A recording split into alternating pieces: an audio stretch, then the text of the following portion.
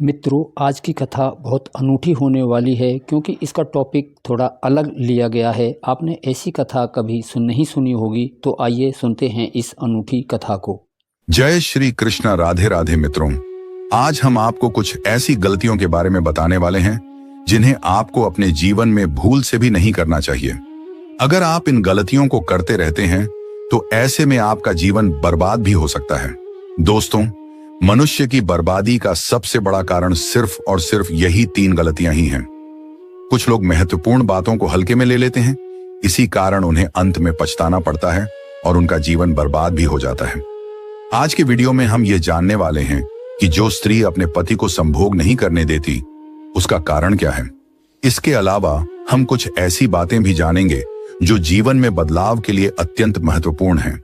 मित्रों, आज का वीडियो बहुत ही ज्यादा ज्ञानवर्धक और खास होने वाला है, इसीलिए तुरंत वीडियो को लाइक करें और कमेंट बॉक्स में सच्ची श्रद्धा से जय श्री कृष्णा और राधे राधे जरूर लिखें, ताकि भगवान श्री कृष्ण की कृपा आप सभी पर हमेशा बनी रहे और आप सभी का जीवन हमेशा खुशहाल रहे। दोस्तों, एक बार की बात है, देवर्षि नारद नारायण नारायण का जाप करते हुए पृथ्वी लोक का भ्रमण कर रहे थे। तभी उन्होंने देखा कि एक बहुत ही परेशान आदमी काफी तेजी से जंगल की ओर रात में जा रहा है। देवर्षि नारद उस आदमी को देखकर आश्चर्यचकित होते हैं और सोचते हैं, इतनी रात में जब हर कोई अपने अपने घर में गहरी नींद में सो रहा है, ये आदमी जंगल की ओर क्या करने जा रहा है। ये सोचते हुए देवर्षि नारद उस व्यक्ति का पीछा करने लगते हैं। वह आदमी आगे आगे जा रहा था और देवर्षि नारद उसका पीछा करते हुए आकाश मार्ग से पीछे पीछे जा रहे थे। कुछ देर बाद वह नौजवान युवक एक झोपड़ी के पास पहुंचता है, जहां पर एक अत्यंत सुंदर स्त्री झोपड़ी के बाहर खड़ी हुई थी।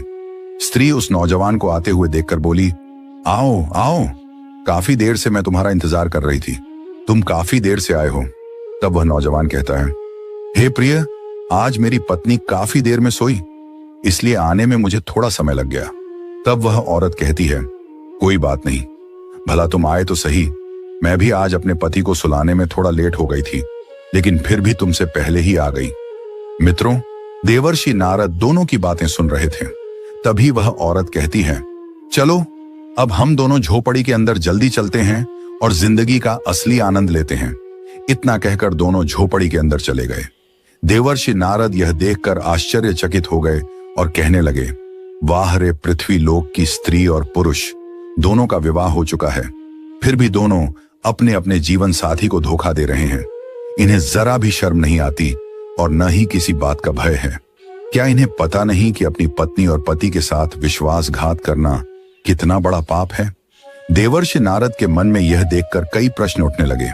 इस प्रश्न का उत्तर जानने के लिए देवर्षि नारद नारायण नारायण का जाप करते हुए आकाश मार्ग से द्वारिका की ओर जाने लगे। कुछ ही देर बाद देवर्षि नारद द्वारका नगरी में पहुंच गए। वहां भगवान श्री कृष्ण अपने सिंहासन पर विराजमान थे। भगवान श्री कृष्ण ने देवर्षि नारद को आते हुए देखा और कहा, आओ आओ देवर्षि, द्वारका में आपका स्वागत है। तब देवर्षि नारद ने भगवान श्री कृष्ण को प्रणाम किया और कहा, हे प्रभु प्रणाम। तब भगवान श्री कृष्ण बोले, कहिए देवर्षि, क्या बात है। हे देवर्षि अर्षि, आज अचानक यूं ही द्वारका में पधारने का कारण क्या है। तब देवर्षि भगवान श्री कृष्ण से कहते हैं, हे प्रभु, आज मैं पृथ्वी लोक का भ्रमण करने गया था, तभी मैंने एक विचित्र घटना देखी। उस घटना को देखकर मेरे मन में एक विकराल प्रश्न उठा। उसी प्रश्न को जानने के लिए मैं आपके पास चला आया हूं। कृपया करके मुझे मेरे इस प्रश्न का उत्तर देकर मेरी शंका का समाधान करें। तब भगवान श्री कृष्ण कहते हैं, हे देवर्षि, तुम निश्चिंत होकर अपने प्रश्न का उत्तर पूछो, मैं तुम्हारे प्रश्न का उत्तर अवश्य दूंगा। भगवान श्री कृष्ण के मुख से इतना सुनते ही देवर्षि नारद कहते हैं, हे प्रभु, मैं आपसे जानना चाहता हूं कि कुछ स्त्रियां अपने पति को संभोग क्यों नहीं करने देती, और हे प्रभु, मनुष्य अपने जीवन में कौन सी 3 गलतियां कर देता है जिससे उसे जीवन भर पछताना पड़ता है। जो लोग वे गलतियां नहीं करते, उनका जीवन हमेशा खुशहाल बना रहता है। मनुष्य को अपने जीवन में कौन से 3 कार्य कभी नहीं करने चाहिए। भगवान श्री कृष्ण देवर्षि नारद के मुख से इतना सुनते ही कहते हैं, हे देवर्षि, आज तुमने बड़ा ही उत्तम प्रश्न किया है, जो समस्त मानव कल्याण हेतु अत्यंत महत्वपूर्ण है। यह प्रश्न प्रत्येक मनुष्य को एक बार अवश्य जानना चाहिए, क्योंकि कुछ लोग जवानी में की गई गलतियों के कारण अपने संपूर्ण जीवन को बर्बाद कर लेते हैं। जो लोग अपनी जिंदगी को खुशहाल बनाना चाहते हैं, उन्हें यह बातें जानना अत्यंत आवश्यक है। हे देवर्षि, अब मैं तुम्हें एक अत्यंत महत्वपूर्ण और ज्ञानवर्धक कथा के माध्यम से सभी प्रश्नों का उत्तर बताने जा रहा हूं। तुम इस कथा को बहुत ही ध्यान से सुनना। भगवान श्री कृष्ण के मुख से इतना सुनते ही देवर्षि नारद कहते हैं, हे प्रभु, आप कृपया करके इस कथा का जल्दी से आरंभ कीजिए। मैं आपको वचन देता हूं कि इस कथा को शुरू से लेकर अंत तक अवश्य सुनूंगा, और हे प्रभु, इस कथा का लोकन समस्त लोकों में जरूर करूंगा। मित्रों, फिर भगवान श्री कृष्ण कथा को आरंभ करते हुए कहते हैं, हे देवर्षि, पूर्व काल की बात है। एक नगर में बहुत ही सामान्य जीवन जीने वाला एक किसान रहता था। उसका एक पुत्र था जिसका नाम राघव था। किसान के पास वैसे ही काफी धन था, क्योंकि वह खेती के कार्य में काफी मेहनत करता था। उसकी फसलें अच्छी आती थीं और वह कुछ अनाज बाजार में बेच लेता था, जिससे उसके पास कुछ पैसे हो जाया करते थे। वहीं कुछ पैसे घर में रख लेता और कुछ पैसे से अपनी जरूरतें पूरी करता था। किसान अपने पुत्र राघव से बहुत ज्यादा प्रेम करता था और उसे आजादी भी दे रखी थी, इसलिए राघव काफी बर्बाद हो गया था। राघव गलत संगति के कारण जुआ खेलने लगा। इतनी कम उम्र में अपने काम वासना को शांत करने के लिए वह वेश्याओं के पास भी जाने लगा। एक दिन इस बात का पता किसान को चला कि उसका पुत्र अब वेश्याओं के पास भी जाने लगा है। उसका खर्च बहुत ज्यादा बढ़ गया है, अब कोई उपाय करना ही होगा। फिर किसान ने अपने पुत्र राघव का विवाह करवा दिया।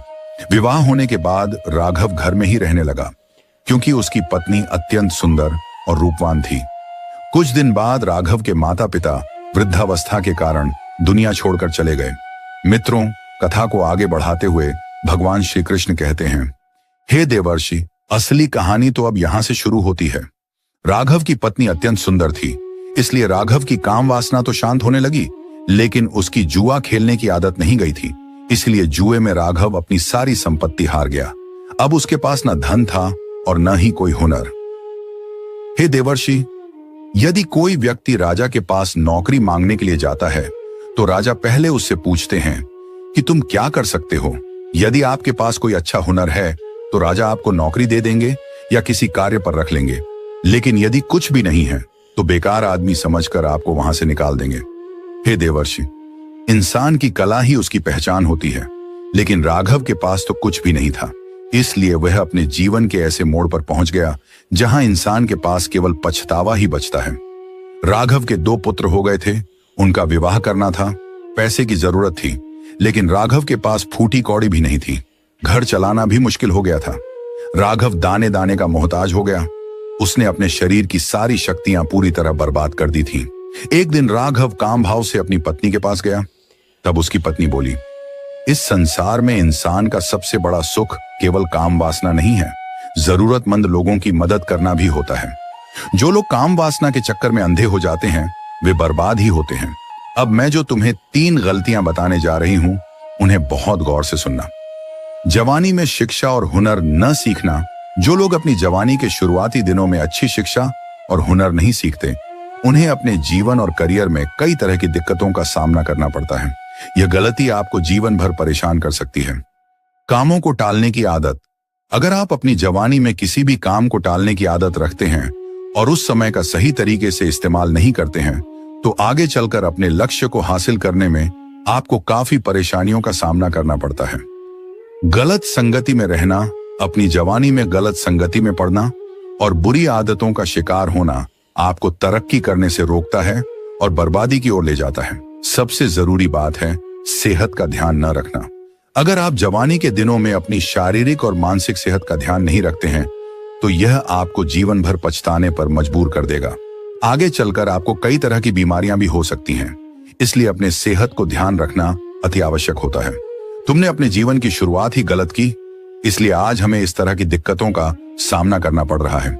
अब मैं तुम्हारे साथ काम करना नहीं चाहती। अब उम्र आधे से ऊपर हो गई है। मैं भगवान की सेवा करना चाहती हूँ। भगवान हमारी सहायता अवश्य करेंगे। अब यही समय है आत्मा को परमात्मा से जोड़ने का। बाल अवस्था यानी जवानी तक लोगों का जीवन ब्रह्मचारी होता है। ब्रह्मचर्य के बाद लोग विवाहित जीवन में जाते हैं। विवाहित जीवन में आने के बाद पुत्र की कामना करते हैं। पुत्र होने के बाद बहू की कामना करते हैं। फिर बूढ़े हो जाते हैं और उस ब्रह्मचारी जीवन में वापस चले जाते हैं जहां से विवाहित जीवन में आए थे। इसलिए अब ब्रह्मचर्य में जाना ही बेहतर है। जिस तरह युवावस्था को बर्बाद किया है उस तरह वृद्धावस्था को बर्बाद नहीं करना चाहिए। पूजा, ज्ञान, सत्संग और भजन करना चाहिए। मैं अपने आप को बर्बाद नहीं होने देना चाहती। अब तो तुम्हें समझ में आ ही गया होगा कि मैं तुम्हारे साथ काम क्यों नहीं करना चाहती। अब हमारा केवल एक ही लक्ष्य है, बच्चों का विवाह कर देना। तुम अब काम भूलकर मेहनत पर ध्यान दो, ईश्वर हमारी जरूर सुनेंगे। मित्रों, कथा को आगे बताते हुए भगवान श्री कृष्ण कहते हैं, हे देवर्षि, जो मुझसे सच्चे मन से जुड़ जाते हैं उन्हें कभी किसी चीज की तकलीफ हो ही नहीं सकती। फिर उस औरत को एक बूढ़ी औरत ने अपना सारा धन संपत्ति दे दिया और उसी के घर रहने लगी। बोली, मेरे पास कोई पुत्र नहीं है, तुम ही सब कुछ संभालो, मुझे 2 वक्त की रोटी मिल जाए, इतना ही काफी है। फिर वह बूढ़ी औरत राघव के घर ही रहने लगी। राघव ने अपने दोनों लड़कों का विवाह किया और हंसी खुशी से पूरे परिवार के साथ रहने लगे। आपको हमारी यह कथा कैसी लगी कृपया कमेंट में लिखकर बताएं। यदि आपको वीडियो पसंद आया हो तो इसे लाइक करें और हमारे चैनल शिव अमृत स्टोरी को सब्सक्राइब करें ताकि आने वाले टाइम में अच्छी अच्छी वीडियो आपको देखने को मिलती रहें। तब तक के लिए श्री शिवाय नमस्तभ्यम। हर हर महादेव दोस्तों।